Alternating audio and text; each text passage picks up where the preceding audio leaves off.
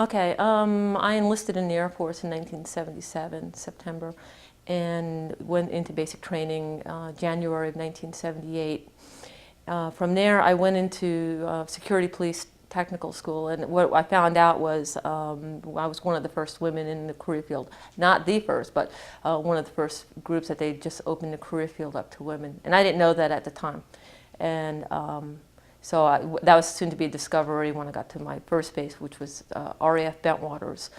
And so I finished tech school in April, and I departed for RAF Bentwaters in May 1978. And I got there, and I was stationed at the 81st Security Police Squadron. And my job was pretty much entry controller and working in law enforcement. I was put on B flight, Bravo flight, and pretty much what we would do is just pretty much make sure keep the base secure.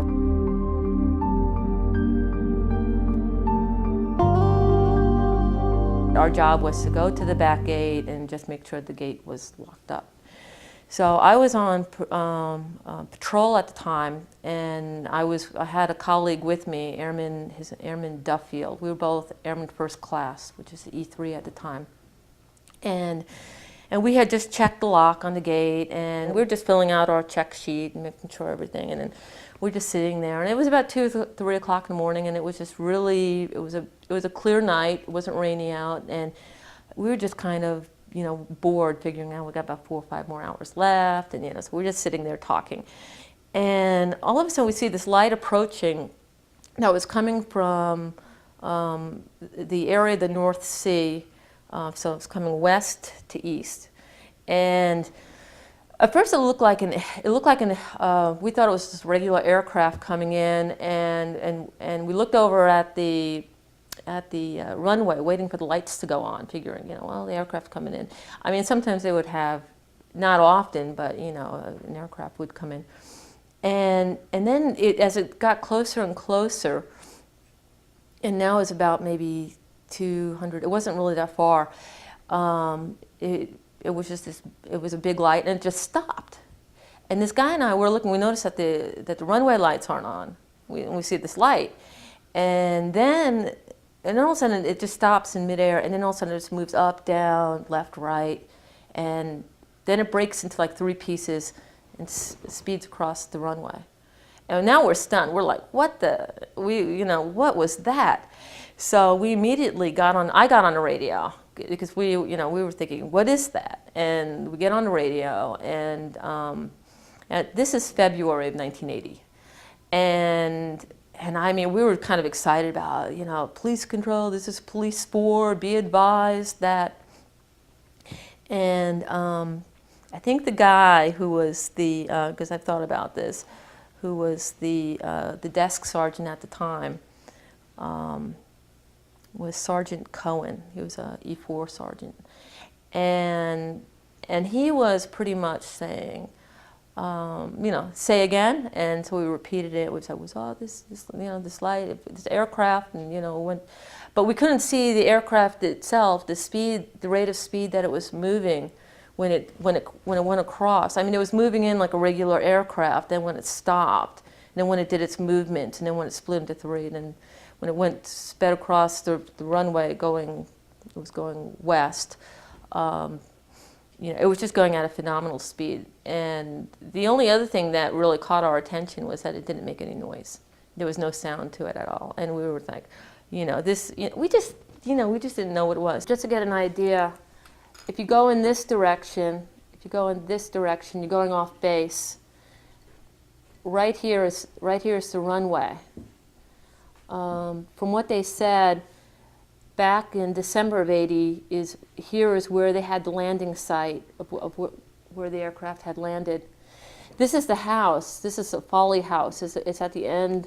If you're departing Bentwaters, Woodbridge, RAF Woodbridge, you usually you'd go up this road here, and then you'd hang a left, and then you'd go toward Bentwaters side.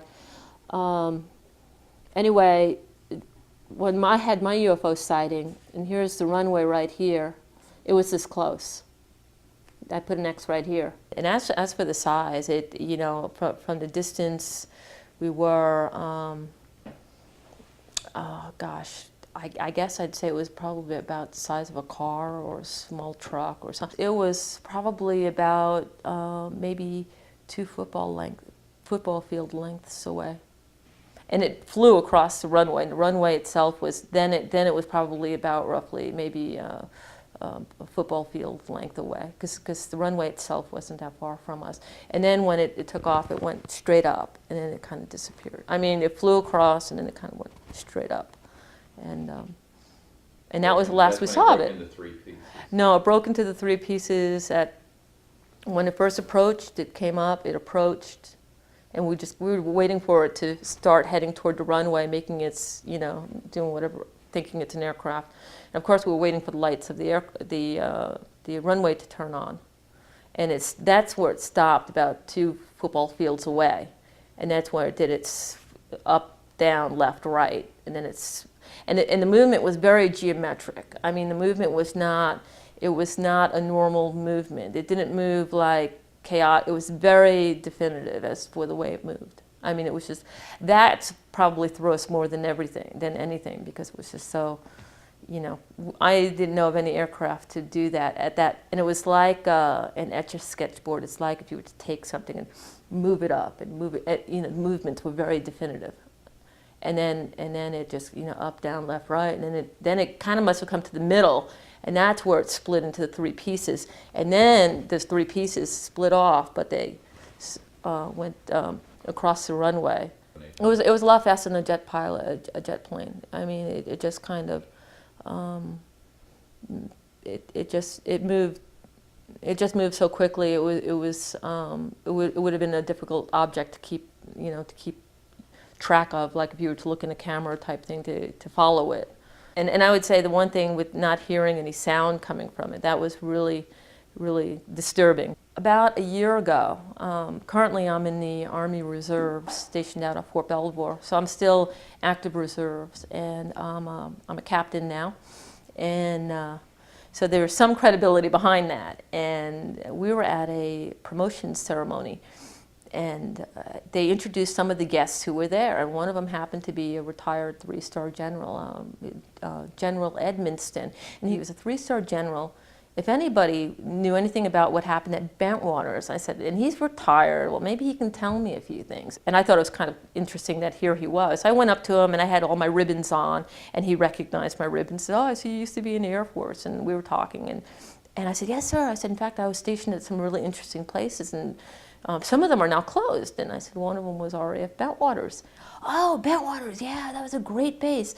And I was thinking in the back of my mind, in 1980, he probably could have been a 1-star or a 2-star. I mean, he had to have been pretty high.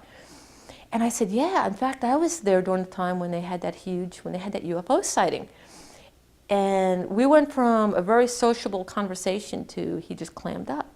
And I said, I kind of figured I'd still kind of pursue it a little bit. And I said, did you know anything? Did you hear anything about it? And he said, yeah, if I did, I'd have to shoot you, like, ha, ha, ha. And at that point, he said, I have to get back to my guests. But he went from being completely sociable to, and I knew he knew something, his body language. I mean, he went from completely relaxed to rigid. Then this other guy came up to me, who was also, I think he knew him, but they were all in the same guest party. And he said, I overheard your conversation. And he happened to be an electrical engineer for the Air Force. And I said, oh, feeling kind of stupid, I think, great. And he said, you do know they found something out there. And now I was like, okay. And he said, well, we've been working with the material that we had gotten from back then.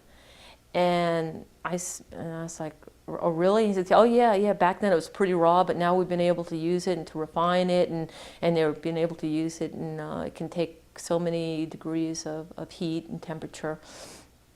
And he mentioned, I think, something about, like, it was a gray material. It was kind of like this, I think at the time it was like this rod type, like just a stick, I guess, or,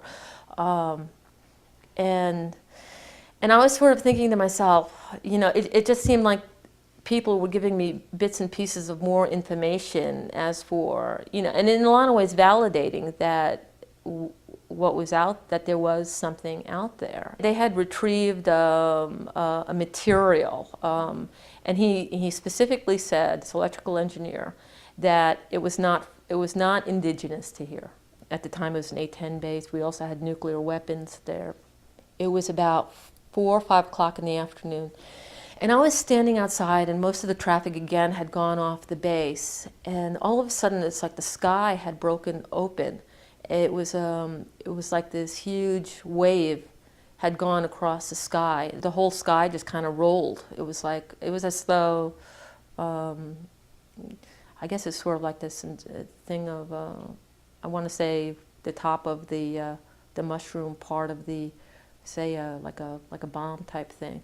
But I had seen the sky, and I was sort of, again, what was that? And I got on the radio and I reported it, and it happened within like a minute. And it was, you know, and it wasn't, you know, I was used to seeing, by this point too, I was used to seeing clouds, and I was used to seeing, you know, I know the way clouds move, and this thing looked like it just looked like a wave moving across the sky, and it was definitely had that rolling sensation across the sky. And was it right overhead, or what? Right over it took over the whole sky. I know from my location where I was, it wasn't like just a small little thing. The whole sky. Sergeant Peniston drew his revolver when they encountered this object and saw clearly it wasn't anything they were familiar with. These were all highly trained observers, as we all were at that time, for aircraft or unusual things. Sergeant Peniston drew his revolver and aimed it at the phenomena. At some point, I believe his neck